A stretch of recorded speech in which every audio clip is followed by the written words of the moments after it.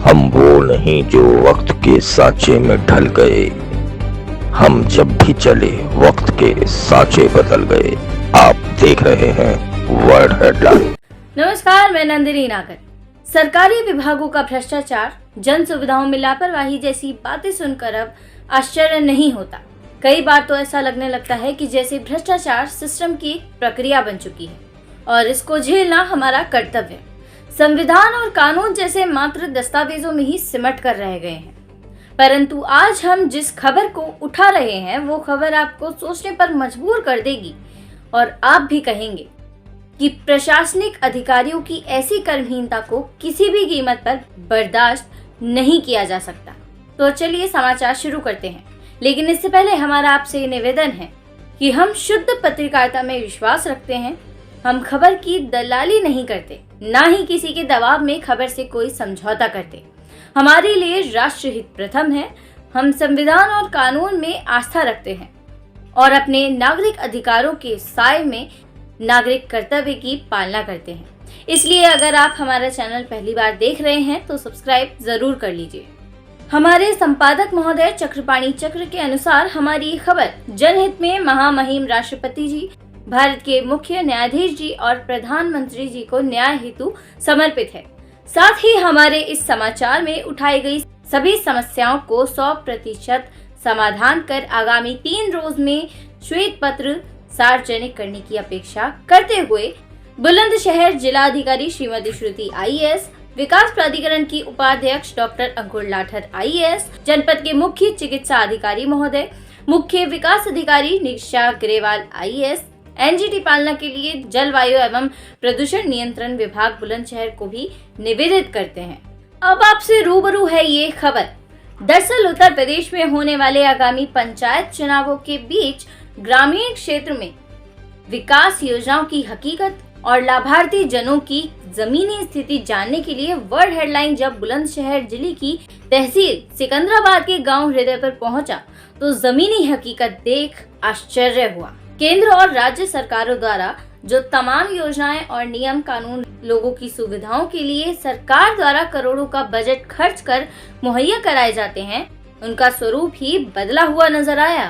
प्रधानमंत्री जल शक्ति मिशन हो या NGT की गाइडलाइन, यहाँ सब गायब था। सिकंदराबाद औद्योगिक क्षेत्र के हृदयपुर, गोपालपुर, सांवली, राजपुरा, जोखाबाद, अंधेल, राजारामपुर, तिल आदि गांवों की जमीनों पर स्थापित किया गया था।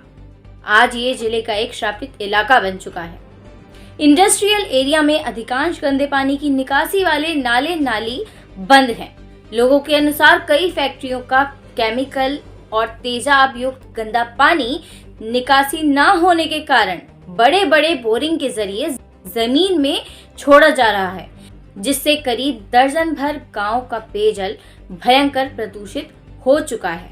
हम अपने दर्शकों को बता दें कि सिकंदराबाद औद्योगिक क्षेत्र में करीब 400 से अधिक इंडस्ट्रीज हैं, जिनमें Kajaria, JP cement, good luck, Orient जैसी दर्जनों फैक्ट्री शामिल हैं।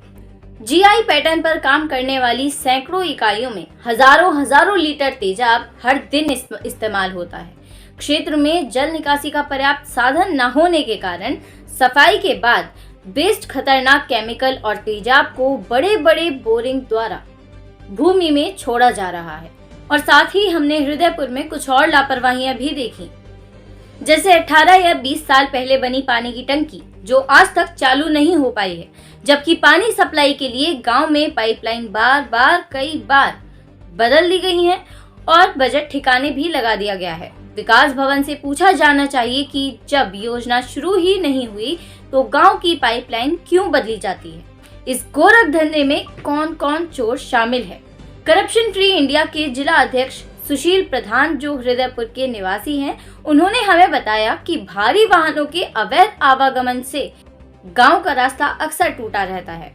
स्क्रीन पर आप जो तस्वीरें देख रहे हैं, यह हृदयपुर गांव के लिए जाने वाला रास्ता है, जो गुडलक इंडस्ट्रीज में आने जाने वाले भारी डंपर, ट्रैक्टर, ट्रॉला एवं टैंकरों की आवाजाही के कारण पूर्णतः क्षतिग्रस्त हो चुका है। देखिए जरा।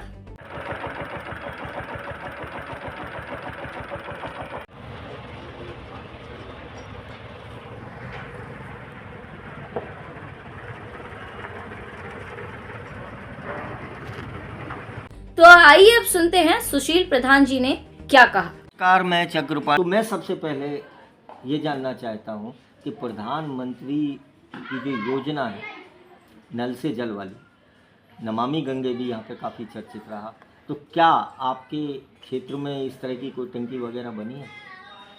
जय हिंद, नमस्कार। बहुत बहुत धन्यवाद करता हूँ मैं आपका। आप हमारे इस गांव में इस समस्या को उठाना है, तो आप बहुत बहुत धन्यवाद। जी, शुक्रिया आपका। और आपने जिक्र करा प्रधानमंत्री जल योजना का। देखिए, ये हमारे गांव में टंकी बनी हुई है पिछले करीब 20 वर्षों से। अरे मोदी जी तो 2014 में आए। नहीं, ये जब मायावती की सरकार थी जब बन गई थी जी।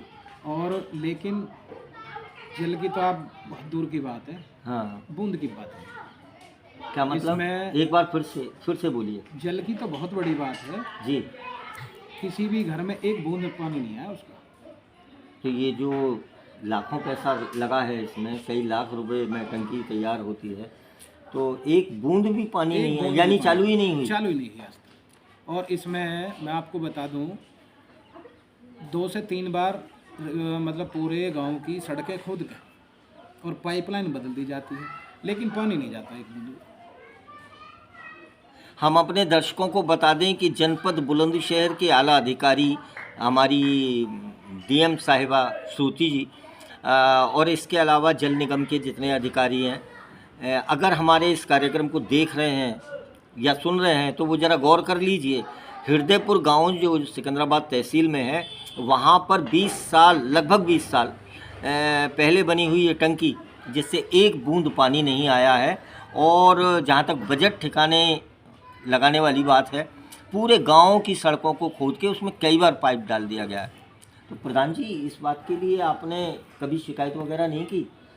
शिकायत की है, कई बार की है, लेकिन कुछ सुनवाई नहीं होती। और बड़े दुर्भाग्य की बात है, मैं आपको बता दूं, हृदयपुर गांव के आसपास जोखाबाद इंडस्ट्री एरिया होने की वजह से यहाँ का जो जल है, फैक्ट्रियों के जो इस्तेमाल करा हुआ जल है, वो नीचे बोरिंग के द्वारा छोड़ दिया जाता है। जी जी। हृदयपुर गांव में टंकी होने के बावजूद भी जी, टंकी आज तक चालू नहीं हो पाई। अच्छा सर, मैं ये जानना चाहता हूँ कि जैसे आपने टंकी की बात की जी, और तो गांव की तो और भी बहुत सारी समस्या होंगी। आपने तो बिल्कुल मेरी सोच को बदल दिया। एक बूंद पानी नहीं आया जिस प्रोजेक्ट के बाद। आप हमारे मुख्य मार्ग से गांव के अंदर आए होंगे, जीटी रोड से करीब करीब 2 किलोमीटर की रोड पड़ती है, उसकी हालत देखी होगी आपने कैसी है। हाँ हाँ हाँ।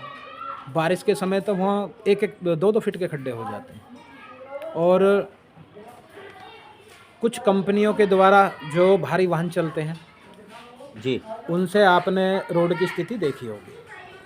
हाँ, टूटी पड़ी हैं। अभी हम उधर से आए थे तो हमने देखा भी। तो मेरा कहने का मतलब ये है कि पानी के पीने की बहुत बड़ी किल्लत है जी। हमें तो इन फैक्ट्री एरिया की वजह से इतना, एक तो वायु जी इतनी दूषित हो चुकी है, कंपनियों के द्वारा भूमि में जो जल छोड़ा जा रहा है। तो यहाँ पे क्या कहा आपने, मतलब बोरिंग करके? कंपनियों के द्वारा बोरिंग करके जी नीचे जल को छोड़ा जा रहा तो यहाँ पानी की निकासी सही नहीं है क्या? निकासी सही नहीं है। आप किसी भी फैक्ट्री के अंदर चले जाओ, काले पीले नीले रंग, अनेक तरह के रंग के जो वो मिलेंगे आपको। पानी मिल जाएगा, लेकिन सफाई नहीं है। सफाई नहीं है। जो हमारी सरकार के द्वारा मानक हैं, एक कंपनी भी अपने मानकों पे खरी नहीं है जी। ये तो आप बड़ा आरोप लगाते हैं। जहाँ जिस इंडस्ट्रियल एरिया में सैकड़ों फैक्ट्री हो, वहाँ आप ये बात कह रहे हैं। मैं एक सामाजिक कार्यकर्ता होने की वजह से एक संगठन का एक छोटा सा कार्यकर्ता हूँ।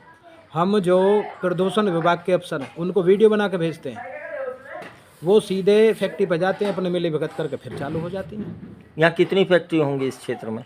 यहाँ मेरे ख्याल में करीब करीब 400 फैक्ट्री 400 फैक्ट्री हैं। और हम लगातार आवाज़ उठाते हैं। अगर मैं 10 टॉप 10 फैक्ट्रीज की बात करूं जो प्रदूषण फैलाती हैं, जैसे आपने पानी का बताया, जैसे मैं कुछ बता दूं आपको जी।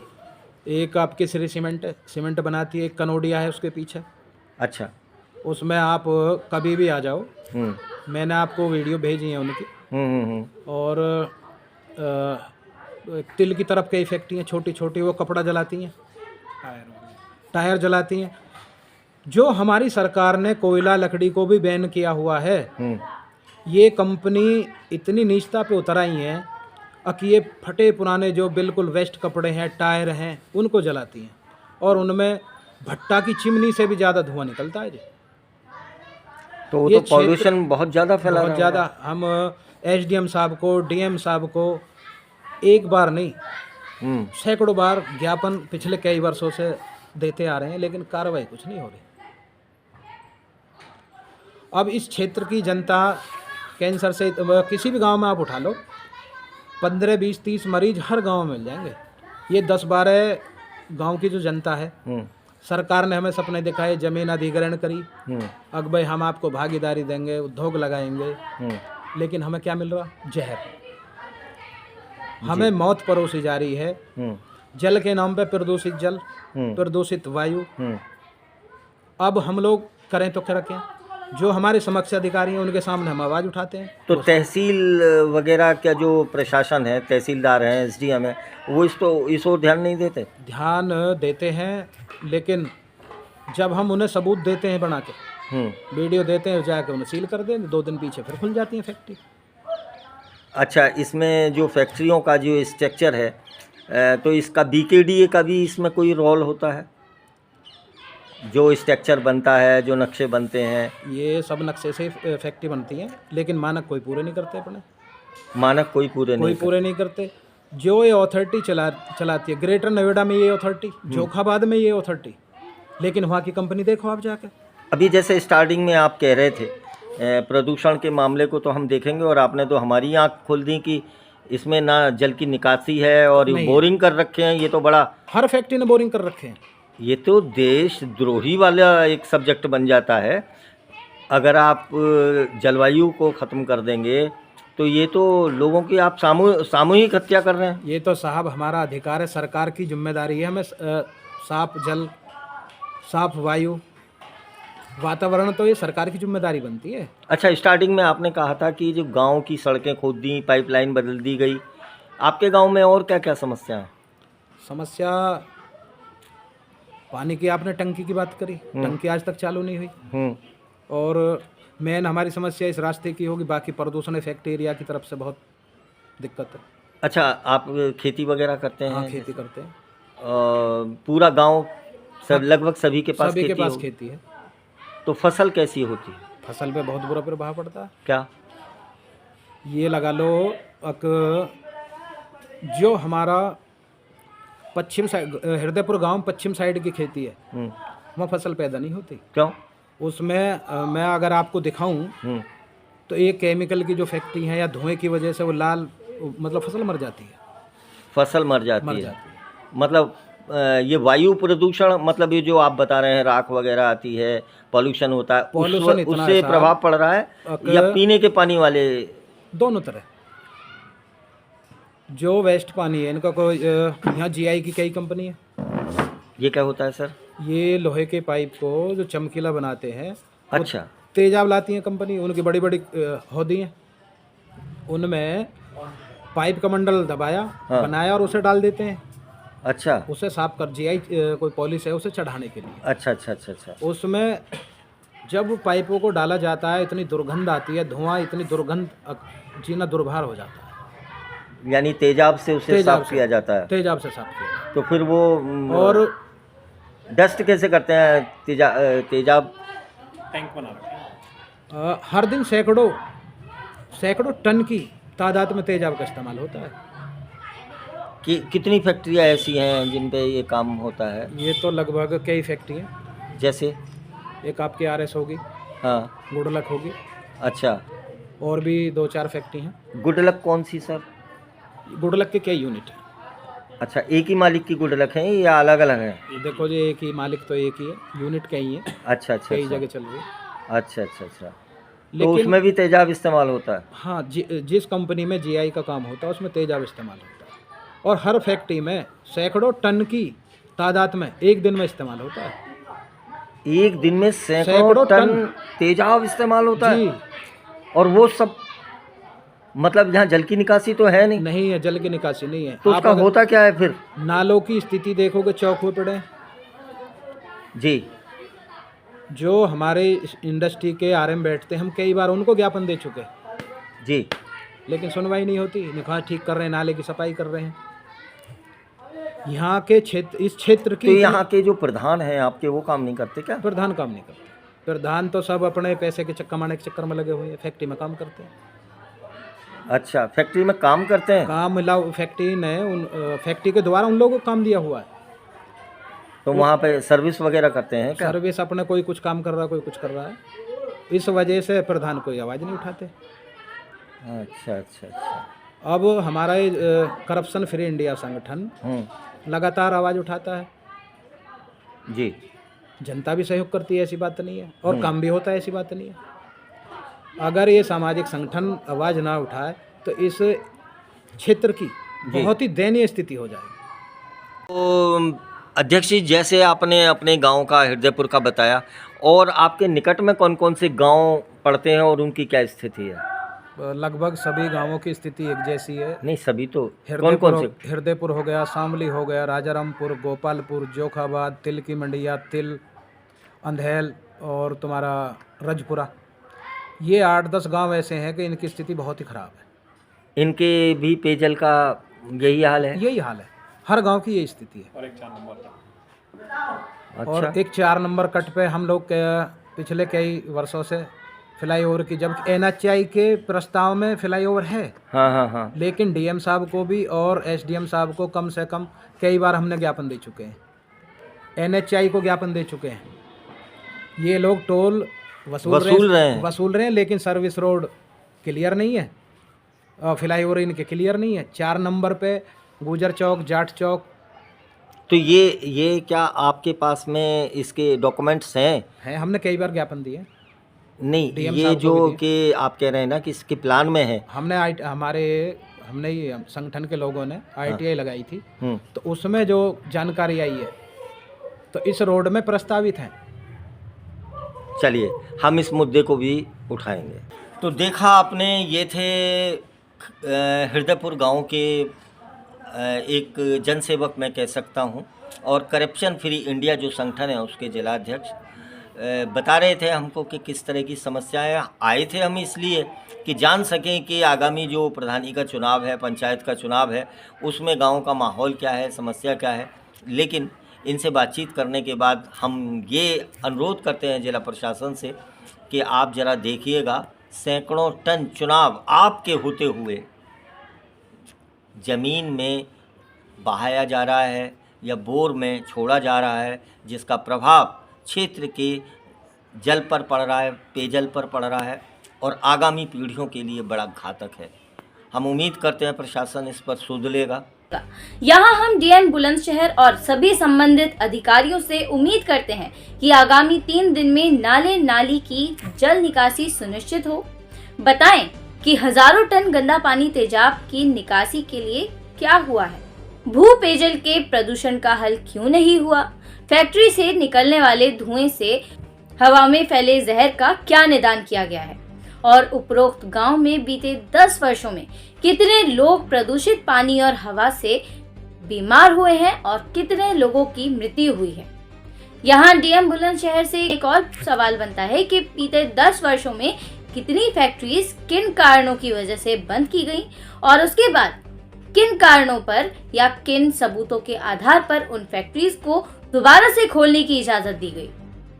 सवाल तो अनेक बनते हैं, लेकिन साथ ही हम अपने दर्शकों से ये निवेदन भी करते हैं कि ये सभी अधिकारी वेतन और भत्ते जनता के टैक्स से ही लेते हैं। लाखों रुपए रोज एक अधिकारी पर सरकार का खर्च होता है।